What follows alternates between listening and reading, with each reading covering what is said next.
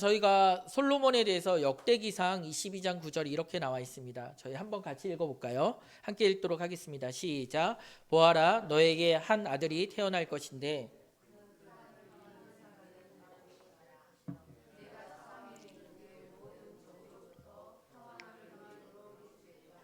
그러므로 그의 이름을 솔로몬이라 지어라. 그가 사는 날 동안 내가 이스라엘에 평화와 안정을 줄 것이다. 아멘. 저희가 솔로몬이라고 이름을 부르는데요. 그 솔로몬은 이제 평화의 왕, 평화를 상징하는 부분들을 저희가 살펴볼 수 있습니다. 이 부분은 저희가 샬롬이라는 그 인사 안에서도 아마 그 원어적인 근원이 유사함을 저희가 알 수 있죠. 이 부분은 하나님께서 다윗에게 말씀하신 내용입니다. 그에게 아들을 줄 것이고 그의 이름을 솔로몬이라고 지으라고 얘기하며 또한 그를 통하여 평화와 안정을 줄 것이다라고 얘기하고요. 이 말씀 뒷부분에는 무엇이 나와 있냐면 그를 통하여 이제 성전을 짓게 하신다라는 내용도 저희가 나와 있습니다. 아마 우리가 신앙생활하기 전에도 솔로몬이라는 그 이름을 이렇게 많이 들어봤을 것입니다. 그리고 말씀 안에 솔로몬에 대한 이야기를 저희가 살펴볼 수 있을 것입니다. 솔로몬은 아까 말씀드린 대로 이스라엘의 세 번째 왕이고요. 40년 동안 이스라엘을 통치하고 다스리게 됩니다. 그런데 솔로몬의 어머니는 누구냐면 바로 밧세바입니다. 바로 다윗이 우리아의 아내를 이렇게 탐하는 가운데 우리아를 죽이고 또한 밧세바와 간음한 가운데 그를 취하게 되죠. 또한 그 가운데 아이를 낳게 되는데 그 아이는 이제 죽게 됩니다. 그리고 밧세바를 통하여 두 번째 아들을 주시는 아들을 주셨고 그가 바로 솔로몬이죠. 그래서 선지자 나단은 그를 어떻게 불렀냐면 여디디야라고도 이렇게 불렀는데요. 하나님의 사랑을 입은 자라는 표현입니다. 아무래도 다윗에게는 그 여디디야라는 그 아들의 이름을 부를 때마다 하나님의 위로하심을 또한 누릴 수 있었을 것입니다. 또한 열왕기하 3장에 보게 되면 솔로몬의 지혜에 대해서 잘 나와 있는 재판 그 내용이 나와 있죠. 요 그림은 어떤 내용이냐면 이제 솔로몬 앞에 두 여인이 오게 됩니다. 이제 성경에는 창녀라고 나와 있는데요. 그들이 와서 뭐라고 얘기하냐면 두 여인이지만 한 아이를 데리고 와서 각자 자신의 아이라고 주장하는 부분들이 있습니다. 상황을 보니까 자는 사이에 한 아이는 죽게 되었고요. 또한 살아있는 아이가 있는데 서로 그 아이가 내 아이라고 주장하게 되는 부분이죠. 아마 두 여인 가운데는 진짜 엄마도 있고 가짜 거짓을 주장하는 여인도 있을 것입니다. 그런데 놀랍게도 솔로몬은 무엇라고 명령하냐면 이렇게 서로 아이를 원하니 그럼 아이를 반으로 나눠서 서로에게 주어라 라고 얘기하게 됩니다. 그때 한 여인은 그래요, 차라리 그렇게라도 그 아이의 반쪽을 나에게 주세요라고 얘기하는데요. 한 여인이 다급하게 그 판결 가운데서 울부짖으며 뭐라고 얘기하냐면 자신이 포기할 테니 이 아이만은 칼로 베지 말고 살려달라라고 얘기합니다. 아마 여인의 모성애에 대한 부분을 캐치하는 지혜로운 판결이겠죠. 그리고 나서 솔로몬이 뭐라고 얘기하냐면 그렇게 아이를 살려달라라고 얘기했던 그 여인에게 아이를 주라고 얘기하고 다른 여인에게는 이제 벌을 내리는 부분을 저희가 생각해 볼 수 있습니다. 아주 지혜로운 판결 가운데 우리는 솔로몬을 평화의 왕이라고도 살펴볼 수 있지만 또한 그를 지혜로운 왕, 지혜의 왕이라고도 우리는 살펴볼 수 있습니다. 우리는 어찌 보면 이런 이야기와 또한 내용 속에서 솔로몬에 대해서 한 부분만을 저희가 유심히 더 깊이 살펴본 경우가 있을 것입니다. 근데 오늘은 솔로몬에 대해서 전반적인 내용들을 좀 다 같이 살펴보려고 합니다. 그러면서 역대하 1장 1절의 내용을 저희가 유의 깊게 살펴봐야 될 것 같습니다. 한번 같이 읽어보도록 하겠습니다. 역대하 1장 1절입니다. 시작. 다윗의 아들 솔로몬은 자기의 왕위를 튼튼하게 굳혔다. 주 하나님께서 그와 함께 계시며 그를 크게 높여주셨다. 아무래도 제가 노란색으로 표시한 부분은 조금 더 중요하기 때문에 강조를 했겠죠. 여기서 보게 되면 솔로몬은 자기의 왕위를 튼튼하게 굳혔다라고 얘기하고 있습니다. 이 얘기는 무엇을 얘기하고 있을까요? 그의 왕권이 강화되는데 솔로몬이 굉장히 애를 썼다라는 것입니다. 그는 안으로도 대적이 있었습니다. 사실 그가 왕으로 세워지기 전에 아도니아가 왕으로 서기 위해서 반역을 일으켰던 내용을 보게 됩니다. 그를 따랐던 요압과 시므이도 있었는데요. 그가 왕이 되자 자기의 그 정적이었던 아도니아와 또한 요압과 시므이를 제거하게 되고요. 또 아비아다를 이제 유배 보내는 그런 일들을 있게 됩니다. 한마디로 자신이 왕이 되는 가운데서 그 왕권을 강화하는 가운데서 정적이나 또한 반대파에 있는 사람들을 제거하는 일을 했다라는 것이죠. 또한 밖으로도 굉장히 강력하게 그 왕권을 강화하기 위해서 여러 가지 일들을 했는데요. 그 첫 번째가 무엇이냐면 군대를 강화하는 것입니다. 병거와 또한 말들을 이렇게 모아가지고요, 병거성도 이렇게 따로 짓고 여러 가지 군사적으로 강력하게 그 군사력을 키우는 부분들도 저희가 볼 수 있습니다. 아마 역대기를 보다 보면 그 내용들이 후반부 9장에도 나와 있고요. 또한 저희가 앞부분 그 열왕기 하에도 이렇게 나와 있는 부분을 살펴볼 수 있습니다. 그러면서 그들이 얼만큼 강력한 땅을 갖고 있는지 그 확대된 모습이 이렇게 나와 있습니다. 우리 열왕기하 4장 21절에 보게 되면 솔로몬은 유브라테스 강에서부터 블레셋 영토까지 이르기까지 또 이집트의 국경에 이르기까지 모든 왕국을 다스리고 그 왕국들은 솔로몬이 살아있는 동안 조공을 바치면서 솔로몬을 섬겼다라고 얘기합니다. 우리가 지금 등장하는 이름들은 누굴까요? 애굽, 블레셋, 다 이미 그 전에 다윗과 굉장히 오랫동안 전쟁을 치렀던 블레셋이기도 하고요. 또한 그 시대와 또한 그 지역에서 강대국이라고 불리는 그 애굽도 등장하게 됩니다. 그런데 지금 그들과 어떻게 관계가 맺어지고 있나요? 강력한 군사와 또 안에 중앙 집권을 통해서 이제 대외적인 적들과 맞서 싸우는 가운데서 영토를 넓히는 부분들도 있고요. 또한 차지한 그 땅에서 조공을 받는 일들도 있었습니다. 또한 애국과 또한 협정을 맺어가지고요, 어떻게 되냐면 그들과 평화의 관계를 맺고 있었던 부분들을 보게 됩니다. 그래서 이 부분은 이렇게 사진을 하나 이렇게 캡처했는데요. 당시에 이제 이스라엘에 대한 이미지를 살펴볼 수 있습니다. 솔로몬 시대가 얼마만큼 강했는지, 실제 이렇게 지도가 아니니까 좀 상징적인 부분이 있겠죠. 그래서 중심을 솔로몬, 이스라엘 시대 그 솔로몬 제국이라고 이렇게 얘기를 하고 있고요. 주변에 이제 확대되어 있는데 유브라테스 강부터 또한 블레셋 지경, 또한 그뿐만 아니라 애굽 경계까지 가장 넓은 영토를 차지했던 곳이 바로 솔로몬 왕 시대입니다. 우리는 이런 부분들을 보면서 그가 많은 일들을 했던 것을 저희가 살펴볼 수 있습니다. 또 한 가지, 그는 아가와 전도서의 저자로 우리가 알고 있습니다. 전도서 1장 1절에 보게 되면 다윗의 아들 예루살렘 왕 전도자의 말씀이라라고 시작되는데요.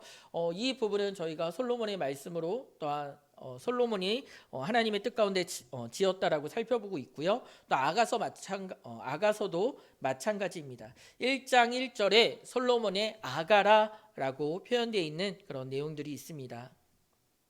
또한 솔로몬 하면 빠질 수 없는 것이 바로 성전 건축입니다. 7년이라는 그 시간 동안 성전을 건축하게 되었고요. 또한 13년 동안 왕궁을 건축하게 됩니다. 그래서 솔로몬의 왕궁을 건축하는 일들이 있었고, 그뿐만 아니라 주변에 많은 요새 도시를 만들죠.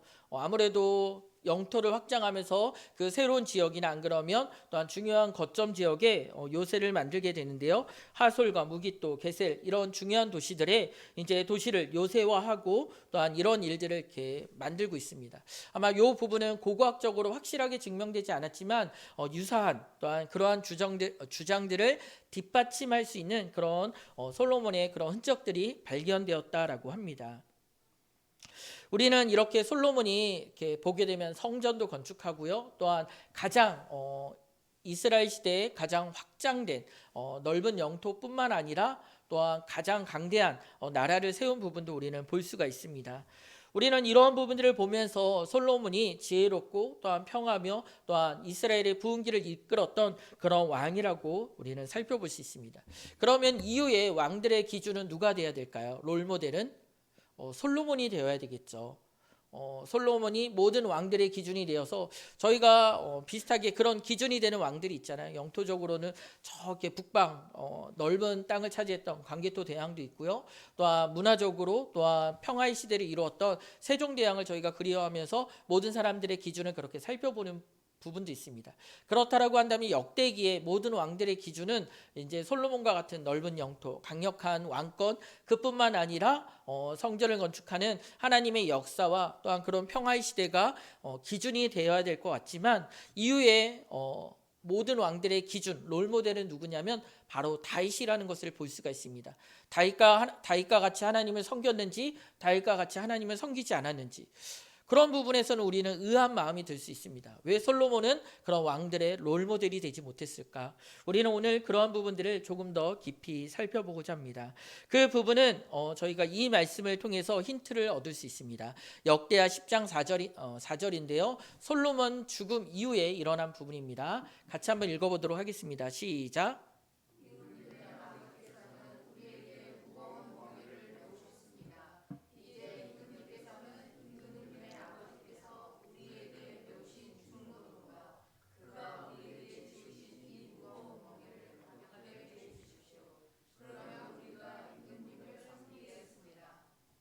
네, 아까 말씀드린 것처럼 솔로몬은 많은 건축을 했습니다. 그의 평생에 성전이 7년, 또한 왕궁이 13년, 20년 가까이 건축을 하게 되었는데요. 그러나 그 이후에도 계속된 그런 건축들이 이루어지게 됩니다. 아까 말씀드린 중요한 도시들을 요새하는 그런 작업들이 있었는데요. 이 부분을 이후에 백성들은 신하들은 어떻게 표현했냐면요.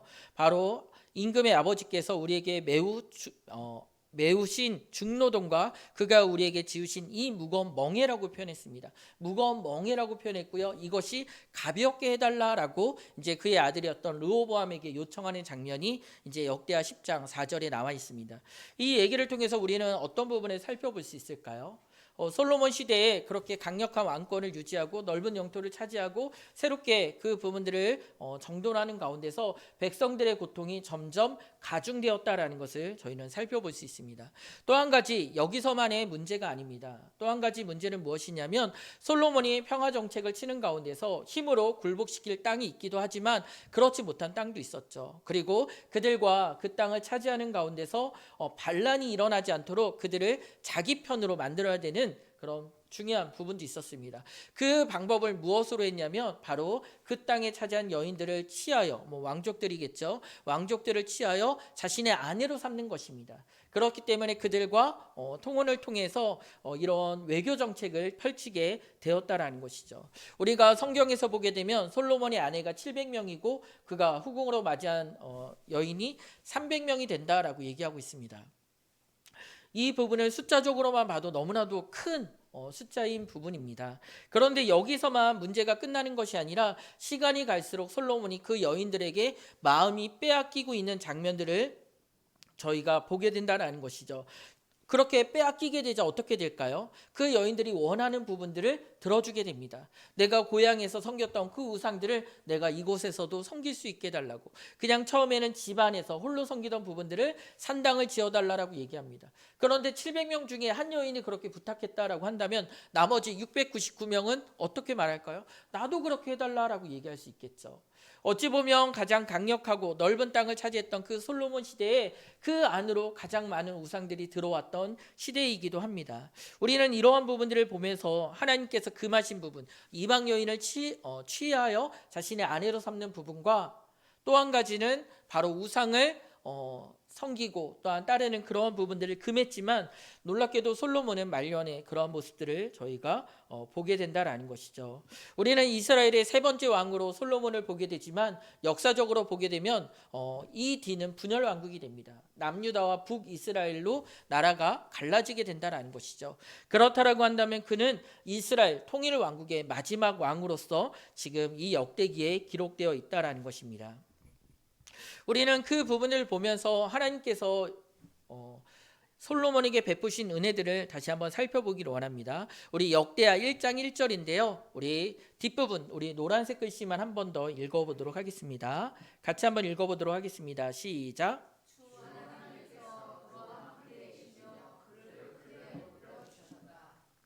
자, 여기서 보고 있는 부분은 무엇일까요? 앞에서 솔로몬은 자기의 왕위를 스스로 튼튼하게 하였다라고 말하고 있는데요. 1장 1절의 뒷부분에는 주 하나님께서 그와 함께 계시며 그를 크게 높여주셨다라고 얘기하고 있습니다. 하나님께서 솔로몬을 높여주셨다라는 얘기는 무엇일까요? 다윗은 마지막에 솔로몬이 아닌 다른 아들에게 왕위를 넘기려고 했습니다. 그런데 밧세바가 찾아와서 뭐라고 얘기하냐면 이전에 당신이 하나님 앞에서 약속한 부분이 있지 않습니까? 그것을 다시 한번 언급하였고 솔로몬이 왕이 됩니다. 즉 솔로몬이 어떤 뛰어난 능력과 또한 그에게 뒷배경이 있어서 솔로몬이 왕이 된 것이 아니라 하나님께서 그에게 맺으신 언약 가운데 말씀 가운데 그를 왕으로 세우셨다라는 것이죠. 저희가 오늘 읽었던 그 본문 뒷부분에 보게 되면 8절에 이렇게 나와 있습니다. 하나님께서 그 솔로몬을 왕이 되게 하셨다라고 8절에도 나와 있고요. 9절에 보게 되면 백성의 왕으로 삼으셨사오니 라는 표현도 있습니다. 즉 솔로몬을 왕으로 세우신 분은 누구실까요? 하나님이시다라는 것이죠. 하나님께서 솔로몬을 왕으로 세우셨다라는 그 사실을 솔로몬은 인정하고 있었습니다. 왜 그러냐면 이 고백은 솔로몬의 고백이었거든요. 하나님께서 나를 왕으로 세우셨습니다. 하나님께서 하나님의 백성의 왕으로 나를 삼으셨습니다라고 솔로몬은 인정하고 있었습니다. 즉 내가 이스라엘의 왕이지만 참된 왕은 하나님이십니다라는 그 사실을 고백하는 것이죠. 그래서 하나님 백성의 대리 통치자로 자신을 세우신 것을 알고 있었습니다. 그래서 자신에게 가장 무엇이 필요한지 무엇을 있어야 되는지도 잘 알고 있었다라는 것이죠. 저희가 오늘 본문 가운데 마지막 절에 나왔던 1000마리의 희생제사가 있습니다. 그래서 이 부분들을 저희 많은 예전의 표현으로는 1000번제라고 얘기했습니다. 그래서 어떤 분들은 이 부분들을 해석하는 가운데서 1000번의 횟수로 얘기해서요. 1000번의 그 제사, 그래서 1000일 동안 하나님 앞에 예배하고 뭐 기도하고 이런 부분들이 작전 기도회로도 1000번제라는 표현으로도 많이 있었고요. 저희가 성경에서 1000이라는 그 숫자는 단순히 숫자적인 1000도 있지만 많다라는 그 부분도 있습니다. 아마 우리가 숫자를 다 셀 수 없을 만큼 많은 수의 희생 제사를 지금 단번에 또한 그 하나님 앞에 올려드렸다라는 것을 저희가 생각해 볼 수 있을 것입니다. 저는 아마 뒷부분에 조금 더 이렇게 무게가 실리는 것 같습니다. 1000마리의 희생 제사를 하나님 앞에 올려드렸다. 라고 그만큼 하나님 앞에 그가 받은 은혜와 하나님의 크심이 얼마나 놀라운지 표현하면서 나아갔던 그 표현이죠. 이 부분을 부정적으로 보려고 하는 것은 아닙니다. 솔로몬이 그만큼 하나님 앞에 간절하고 또 온전한 마음을 드리기 위해서 이 1000마리의 희생제사를 준비했다라고 볼 수 있죠. 그러면서 하나님께서 무엇라고 그에게 답하시냐면 7절에 내가 내게 무엇을 주랴라고 얘기합니다. 즉 하나님께서 솔로몬에게 너가 나에게 이렇게 간절한 마음이 있는데 그럼 내가 너에게 무엇을 주냐라고 얘기하는 부분입니다. 네, 여기서 오해하시면 안 됩니다. 1000번제를 드렸기 때문에 하나님께서 응답하셨다. 뭐 1000일 동안 드렸던 안 그러면 많은 그 희생제물을 드렸던 이 부분의 결과로 하나님께서 그에게 응답하시고 그에게 무엇을 원하느냐라고 물어보셨다라고 얘기하시면 우리는 어떤 열심이 생기냐면요. 나도 1000번의 제사를 드려야지. 나도 많은 제물을 하나님 앞에 올려드려야지. 그럼 하나님께서는 기브 앤 테이크로 분명히 나에게 주실 거야 라고 오해하는 부분이 있을 수 있습니다. 그렇지 않기 위해서 저희가 말씀을 더 깊이 잘 알아봐야 되는데요. 우리는 10절에 이렇게 보게 됩니다. 10절에 뭐라고 표현하게 되냐면 솔로몬이 주는 이제 내게 지혜와 지식을 주사라고 나옵니다. 무엇을 구하죠? 지혜와 지식을 구하게 됩니다. 왜 지식과 지혜를 구했는지 11절에 나와 있습니다. 오직 내가 내게 다스리게 한 내 백성을 재판하기 위하여 지혜와 지식을 구하였으니 라고 나와 있습니다. 이 얘기는 무엇일까요? 지혜와 지식을 솔로몬이 구하기는 했어요. 근데 구한 목적이 중요한 부분입니다. 왜 지혜와 지식을 구했을까요? 그것은 바로 하나님께서 다스리게 한 내 백성, 즉 하나님의 백성을 재판하기 위하여, 난 그들을 다스리기 위하여, 통치하기 위하여 지혜와 지식을 구했다라는 것이죠. 그러면서 10절에 지혜와 지식을 구하면서 솔로몬이 무엇라고 얘기하냐면 주의 백성, 하나님의 백성이죠. 하나님의 백성을 누가 능히 재판하리이까? 라고 얘기하면서 저에게 지혜와 지식을 주십시오라고 얘기하고요. 하나님께서는 지금 너가 지금 나의 백성을 위하여 나의 백성의 잘 통치하고 다스리기 위하여 지금 지혜와 지식을 구하니 내가 그것을 너에게 줄게. 그것뿐만 아니라 강력한 군대와 또 하나님께서 보호하신과 통치 그리고 넓은 영토를 너에게 줄 것이다 라고 하나님께서 덧붙여 얘기하는 장면을 저희가 말씀 가운데 보게 됩니다. 지금 솔로몬이 응답받았던 근본적인 이유는 무엇일까요? 하나님 마음에 합하게 기도했기 때문입니다. 우리도 그러면 기도의 응답을 위해서 무엇을 생각해 봐야 될까요? 어떻게 하면 며칠 동안 작정해서 애쓰며 기도할 수 있을까? 어떻게 하면 많은 것을 희생하여 하나님 앞에 드릴 수 있을까? 우리는 이것을 고민하는 것이 아니라 하나님께서 무엇을 원하시는지 무엇을 바라시는지 생각해 봐야 됩니다. 찾으라 그리하면 주실 것이요 구하라 그러면 너에게 주실 것이다 라고 얘기합니다. 찾으면 찾을 것이라고 얘기하고요. 하나님께서는 그 앞에 어떤 조건이 붙지 않습니다. 하나님 마음에 합당한 자 그리고 하나님 마음에 합당한 기도의 제목을 올리면 하나님께서 우리에게 주신다라는 것이죠.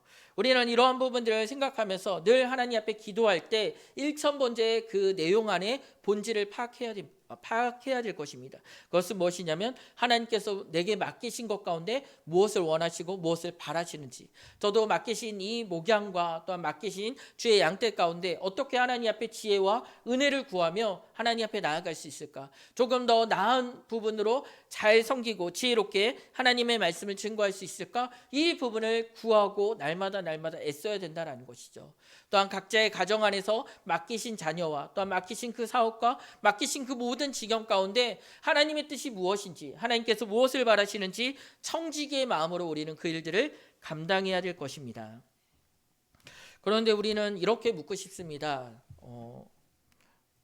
우리 열왕기하 11장 9절에서 10절 말씀을 한번 볼까요? 같이 한번 읽어보도록 하겠습니다. 열왕기상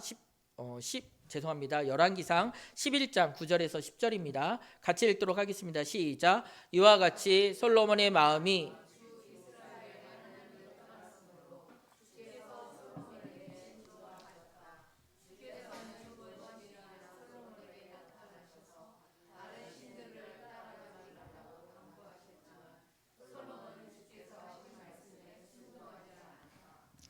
네, 이 부분은 솔로몬의 마지막 그 인생에 대해서 평가하는 하나님의 말씀입니다. 우리는 생각해 볼까요? 그렇게 처음 하나님 앞에 왕이 되고 나서 성전을 건축하기 전 그 기본 산당에 올라가서 무엇을 간구했냐면 하나님 지혜와 지식을 주십시오. 하나님의 백성을 잘 가르치기 위해서 그들을 통치하기 위해서 지혜와 지식이 필요합니다. 하나님의 뜻에 합당한 하나님께서 기뻐하시고 원하시는 그 기도의 내용을 잘 알고 있었던 솔로몬이 그의 말년에서는 왜 이렇게 변했을까요? 왜 하나님의 권고를 그가 듣지 않았고 또한 우상을 섬기며 그것뿐만 아니라 방탕한 삶을 그가 살아갔을까요? 우리는 이렇게 물어보게 됩니다. 솔로몬에게 당신은 왜 그랬습니까? 정말 왜 그랬습니까? 나라면 그러지 않았을 텐데, 나라면 솔로몬이 받았던 그 은혜와 그 위로하심에 더욱더 주님을 의지하며 살아갔을 텐데 왜 인생의 말미에 점점 주님과 더 가까워진 그 시기에 당신은 하나님을 외면하며 주의 말씀에 순종하지 않았습니까? 우리는 물어볼 것입니다. 내 마음에서는 그래요. 한 걸음 물러났으니까. 우리가 솔로몬의 입장에서 보게 되면 내가 솔로몬이라면 그렇게 강력한 왕권, 하나님의 은혜 가운데 성전이 건축되고 하나님의 임재가 함께하는 그 이스라엘 가운데서 왕으로서 살아가게 된다라고 한다면 우상을 멀리하고 하나님 말씀에 순종하고 하나님의 뜻 가운데 처음부터 끝까지 조금씩 더 깊이 하나님을 알아갔을 텐데 왜 그랬을까 우리는 생각하게 됩니다. 그런데 우리가 막상 솔로몬의 자리에 들어가게 되면 어떻게 될까요? 우리도 그럴 수 있다라는 것입니다. 우리도 충분히 그런 자리, 그런 유혹, 그런 미혹에 빠질 수 있다라는 것입니다. 우리는 이 부분이 단순히 믿음 안에서 사는 사람들만의 모습은 아닙니다. 우리는 인생을 살아가면서 수많은 사람들의 인생을 처음부터 끝까지 보게 됩니다. 위인전기라는 부분들이 있죠. 위인전기, 인생을 보게 됩니다. 그런데 항상 그 부분은 시작도 중요하지만 끝도 중요한 부분이었습니다. 그 인생이 어떠한 목적과 어떠한 방향으로 끝까지 갔는지 그 부분들을 다 살피며 이렇게 전기를 기록하는 부분들이 있습니다.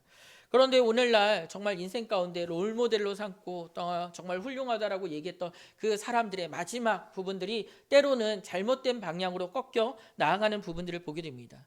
이미 충분히 명예도 또한 재산도 물질도 또한 수많은 업적들을 이루었는데 왜 마지막에 다른 것 하나를 더 얻고자 자신들이 지금까지 누렸던 그 모든 것들을 내려놓거나 가장 귀하고 큰 하나님을 놓치고 파멸의 길로 빠져가는지 도저히 이해할 수 없는 그런 모습들을 발견하게 됩니다.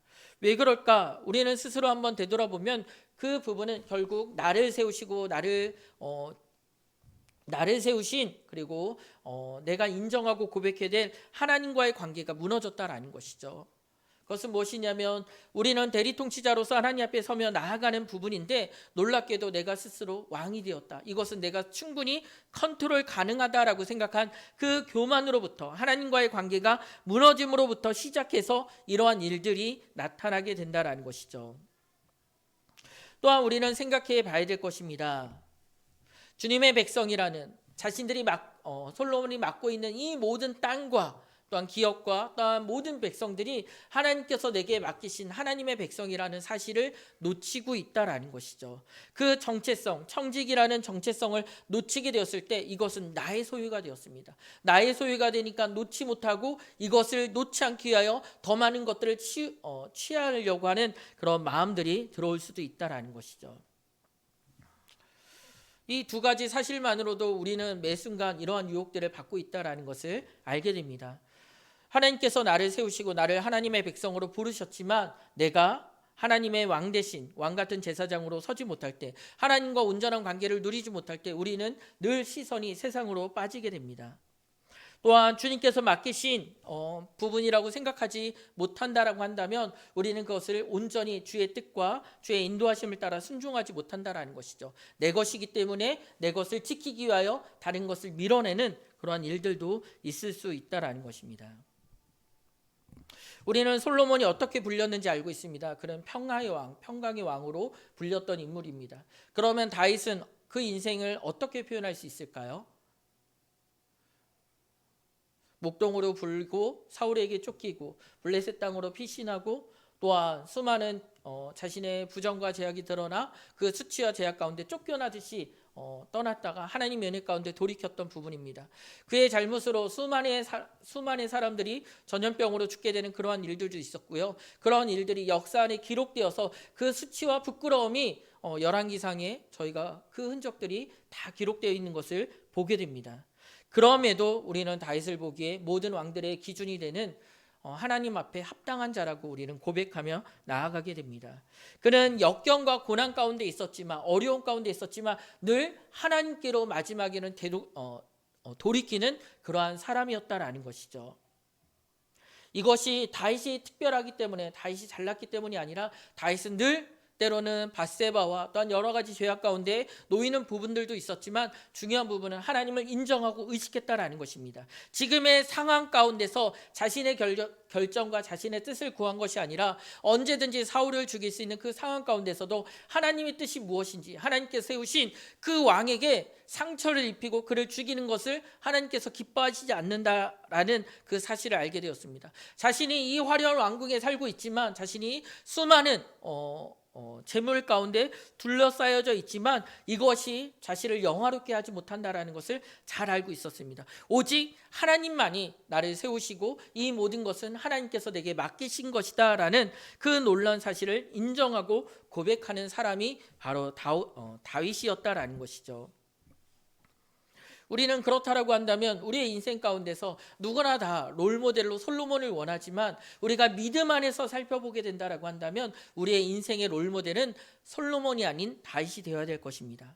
다윗처럼 그런 고난이 내게 찾아온다라는 것이 우리에게는 부정적으로 다가오는 것이 아니라 이것을 통하여 하나님께서 나를 돌이키고 이끄신다라는 그 사실을 우리는 기억할 수 있을 것입니다. 수많은 전쟁 가운데 그가 자신의 힘으로 승리한 것이 아니라 하나님의 도움 없이는 내가 승리할 수 없다라는 그 사실이 늘 마음 가운데 새겨져야 된다라는 것이죠. 이렇게 여름 되면 이렇게 물놀이를 가게 되죠. 그런데 대부분 이렇게 어려움에 빠지는 사람들은 어떤 부분이냐면 파도가 너무너무 잔잔하니까 그냥 이렇게 몸에 이렇게 튜브에 몸을 싣고 그 잔잔한 파도에 몸을 의지하는 경우입니다. 그러니까 잔잔하다 보니까 점점 해안가에서 멀리 밀려나서 이제 그때 자신이 많이 밀려온 것을 깨달아 구조 신호를 보내게 되죠. 스스로 가려고 하지만 너무나도 멀어진 그곳에서는 다시 해변으로 돌이킬 수 없는 그런 모습들을 보게 됩니다. 그런데 또한 저희가 볼 수 있는 한 요소가 있습니다. 그것은 무엇이냐면 강력한 파도가 해변가로 부는 곳입니다. 물론 거기는 쉽지는 않아요. 물놀이 할 때 파도에 떠밀려 계속해서 해안가로 들어오는 부분들이죠. 이 부분은 무엇일까요? 우리가 먼 바다로 밀려가는 것이 아니라 그 파도 때문에 계속해서 해안가 안쪽으로 머물게 되는 그런 부분들을 저희가 살펴볼 수 있습니다. 저희는 인생을 다시 한번 되돌아볼 때 고난이라는 부분이요, 하나님께서 우리를 통치하시고 우리를 다스리시고 우리를 이끄시는 부분이라는 것도 잘 알고 있습니다. 그런데 사람들은 스스로 고난을 원하지 않습니다. 솔로몬처럼 평강의 시대만을 보내기를 원하는 부분들이 있습니다. 그 평강이 하나님께서 주신 것이라는 것을 잘 알고 귀하게 여기면 너무나도 감사한 부분이지만 우리는 때때로 그것을 온전히 누리지 못할 수도 있다는 것이죠. 그러나 제가 이 말씀을 드리면서 이 자리에 계신 모든 성도님들께 당장 고난을 통해서 여러분이 파도에 휩쓸려 주님께 돌이키기를 원합니다 라는 그런 표현은 아닙니다. 우리가 이 순간 이 자리에서도 늘 예수 그리스도의 십자가를 묵상하며 주님의 고난을 통하여 우리가 구원받은 죄인이라는 사실을 잊지 말고 기억을 해야 될 것입니다. 때로는 우리의 인생 가운데 여러 가지 롤러코스터와 같은 그런 일들이 우리에게 다가왔을 때도 우리는 그 일을 통하여 하나님이 우리를 지키시고 보호하시는 분이심을 우리가 늘 기억하고 깨달을 수 있기를 소망합니다. 오늘 말씀을 보는 가운데 저는 한 가지 떠오르는 부분이 있습니다. 정말 내 인생에서 내 삶 가운데서 나의 롤모델은 무엇일까? 우리는 역대기에 계속해서 다윗을 기준으로 하나님 앞에 합당한 자라고 다윗을 소개하는 부분이 있습니다. 그러나 그 다윗조차도 온전하지 못했던 죄인이라는 사실을 우리는 잘 알고 있습니다. 그러면서 신약의 시대에 놀랍게도 예수님이 등장하게 되시죠. 다윗의 후손으로 오신 그분은 어떤 분이실까요? 예수님은 어떤 분이실까 우리는 생각해 보면 예수님은 하나님의 뜻을 위하여 자기의 모든 것을 내려놓으신 분이십니다. 하나님의 백성을 구원하기 위하여 자기의 생명을 아끼지 않고 내어주신 분이라는 것을 우리는 살펴볼 수 있습니다. 우리는 이 부분을 통하여 예수님만이 우리의 참된 롤모델이라는 것을 깨닫게 될 것이고요. 또한 그것을 통하여 하나님의 은혜와 하나님의 사랑 가운데 나아가게 됩니다. 솔로몬 시대에 세워졌던 그 성전도 파괴되었고요. 또한 새로운 성전이 지어진다라고 말했는데 그 성전은 바로 예수 그리스도이십니다. 우리는 하나님의 은혜 가운데 하나님의 사랑 가운데 오늘 역대기의 말씀을 이 한 주간 계속해서 말씀을 보고 또한 묵상할 때마다 우리의 인생의 롤모델 되시는 예수님을 우리가 바라보기를 원합니다. 그분이 어떻게 하나님과 친근한 가운데 우리를 인도하고 계시는지, 또한 그분이 다른 이들을 사랑하는 가운데 자신을 얼만큼 겸손하게 내려놓고 계시는지 우리는 그 말씀들을 취할 때마다 또한 그 은혜들을 다시 한번 생각해 볼 때마다 우리의 참된 왕 되신 주님께서 우리와 함께 하심이 얼마나 큰 기쁨인지 다시 한번 기억하고 깨닫게 될 것입니다. 우리도 언젠가는 이런 평가를 받게 될 것입니다. 세상의 역사 가운데서 솔로몬이 어떠한 평가로 하나님 앞에 서게 되었는지 그의 인생도 드러나게 됩니다. 우리도 이 부분들을 보면서 우리의 인생의 마지막 때 하나님께서 우리의 인생이 어떠했는지 말씀하실 것입니다. 오늘 말씀에 보게 되면 내가 너에게 2번이나 권하였고 또한 당부하였지만 너는 하나님 말씀에 순종하지 아니하였다라고 얘기합니다. 그러나 우리의 인생이 솔로몬과 같지 않고 오히려 끝까지, 안 그러면 지금부터 조금씩 오늘 저희가 오후에 그 생명의 삶 진행하는데 그리스도의 생활하는 부분이요, 사실 의도한 부분은 아니지만 오늘 내용과 굉장히 긴밀하게 연결되어 있습니다. 그 부분들을 통해서 저희가 한번 다시 강조하지만 우리의 인생의 마지막에 지금 이 순간이 하나님 앞에 어떻게 평가되어 있는지, 이전의 모습이 중요한 것이 아니라 지금이 중요합니다. 이전에 화려한 성전을 지었던 솔로몬이 마지막에 하나님 앞에 서는 것이 아니라 지금 하나님 앞에 선 나의 모습으로 주님 앞에 우리가 나아간다라는 것이죠. 지금이 외적인 모습으로 어떤 모습인지 중요한 부분이 아니라 정말 중요한 부분은 내가 지금 주님을 의지하고 있는지, 나의 왕으로 주님을 고백하고 있는지, 주님 내게 주신 모든 것을 기쁨과 감사함으로 주님 앞에 온전히 올려드리고 있는지, 지금 나의 모습이 중요하다라는 것입니다. 이전에 화려했던 나의 신앙생활이 중요한 부분이 아닙니다. 지금 그리고 앞으로 하나님의 은혜 가운데 내가 어떻게 살아가는지, 내가 지금 주님 앞에 돌이켜 나의 걸음들을 어떻게 주님을 따라가는지, 이 부분이 우리의 인생, 우리 신앙의 여정의 가장 중요한 부분입니다. 오늘도 이 시간을 통해서 다시 한번 주님께 돌이키기를 원합니다. 너무 멀리 나아가지 않도록 우리가 애써 돌이키려고 몸부림치는 그런 부분이 아니라 하나님의 은혜의 손길을 맡겨 주님 이 시간 우리를 돌이켜 하나님의 품 안에서 평안과 위로한 가운데 살아갈 수 있기를 소망하며 오늘도 주님 앞에 온전히 설 수 있기를 함께 기도 올리도록 하겠습니다.